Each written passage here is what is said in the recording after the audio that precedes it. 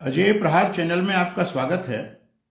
आज देश में माननीय सर्वोच्च न्यायालय के एक निर्णय की, जिसमें राजीव गांधी के हत्यारों को रिहा करने का आदेश है, उस पर काफ़ी गंभीर प्रतिक्रिया पूरे देश में हो रही है।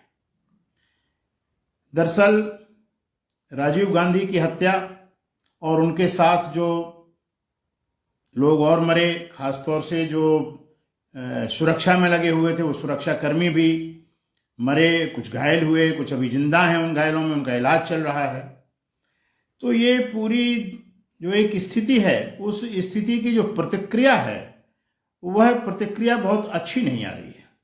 लोग इसे काफ़ी निराश हैं कि राजीव गांधी की हत्या किसी एक सामान्य व्यक्ति की हत्या नहीं है, वह राष्ट्र के लिए एक बहुत गंभीर चिंता का विषय रहा है, बल्कि पूरी दुनिया ने उसकी निंदा की थी। और इसके बाद एक संविधान की कुछ उपबंधों को लेकर के अगर राज्य सरकार किसी राजनीतिक स्वार्थ के बस उसकी मांग करती है, जिसे राज्यपाल स्वीकार नहीं करता है, राज्यपाल को, जहां राज्यपाल के अधिकार की माननीय सर्वोच्च न्यायालय ने व्याख्या करने का प्रयास किया है, वहां ये भूल जाते हैं कि मंत्रिपरिषद की सलाह है, वो एक बार ठुकरा सकता है। यहां तो उसने ठुकराया ही नहीं। और अगर विलंब की बात है तो बहुत सी दया याचिकाओं का समय अगर देखा जाए, पूरा पुनरीक्षण किया जाए, तो उससे लंबे समय से भी कई दया याचिकाएं लंबित हैं। तो ये सेफगार्ड बहुत लचीला है, और इस लचीले सेफगार्ड की जो उस निर्णय की निंदा हो रही है, तो निंदा तो नहीं होनी चाहिए, लेकिन टिप्पणी होनी चाहिए।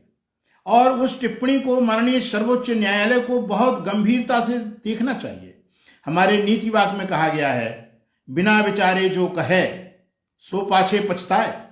माननीय सर्वोच्च न्यायालय ने इस निर्णय को लेकर के कोई बहुत ऐसा कार्य नहीं किया है कि उनकी प्रशंसा की जाए। अभी हाल ही में समाचार पत्रों में जो टिप्पणियां आई हैं, एक अनुसुईया जी हैं जो उनकी सुरक्षा के घेरे में संभाली हुई थी, सुरक्षा घेरे को संभाले थी, उनको छर्रे लगे थे, दैव योग से बच गई वो। लेकिन उनका कहना यह है कि हम इलाज आज भी करा रहे हैं, सेवानिवृत्त हो गई हैं, 62 वर्ष की आयु हो गई है उनकी, और वो आज भी उसका ट्रीटमेंट करा रहे हैं। कितना दर्द भरी कहानी है उनकी, और उनके साथ जो मर गए उनकी, उनके परिवारों की। तो हमें उनका नेक आचरण, जिसने एक ऐसा जघन्य आचरण कर लिया, जिस जघन्य आचरण को धोया नहीं जा सकता, जिस जघन्य आचरण की हमारे यहां कहीं उसको पाक साफ करने का कोई नैतिक उपाय तक नहीं है, कहीं पौराणिक उपाय भी नहीं है, वैदिक उपाय भी नहीं है, ऐसी स्थिति में क्षमा करना, इसका दायित्व केवल राजीव गांधी अगर जिंदा होते वो क्षमा कर सकते थे। सोनिया गांधी को, प्रियंका गांधी को और उनके परिवार को भी क्षमा करने का कोई अधिकार नहीं है। और माननीय सर्वोच्च न्यायालय कई बार इस चीज की अवधारणा भी कर चुका है कि दीर्घावधि समय तक जेल में निरुद्ध होना कोई आधार नहीं है।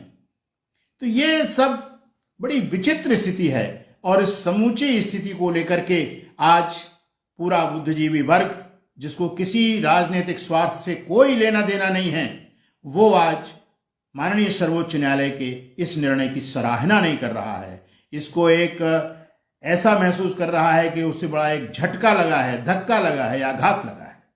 और जन भावनाओं को देखते हुए माननीय सर्वोच्च न्यायालय को एक और पीठ बैठाल करके इस पर पुनर्विचार करना चाहिए, ताकि जो कुछ हुआ है उस पर अगर कुछ कर लिया जाए, उसको ठीक कर लिया जाए, दुरुस्त कर लिया जाए, तो यह भी एक बहुत अच्छी न्यायिक परंपरा होगी। माननीय सर्वोच्च न्यायालय भारतीय जनाकांक्षाओं का हमेशा संपूर्तक रहा है। उसने हमेशा ऐसे ऐसे निर्णय किए हैं कि कश्मीर से लेकर कन्याकुमारी तक लोगों ने वाहवाही की है। तमाम राजनीतिक विद्रूपाओं के बावजूद भी भारतीय जनमानस को न्यायिक व्यवस्था में आज भी भरोसा है, और इसके लिए माननीय सर्वोच्च न्यायालय को कोई कदम उठाना चाहिए। इन्हीं शब्दों के साथ जय हिंद।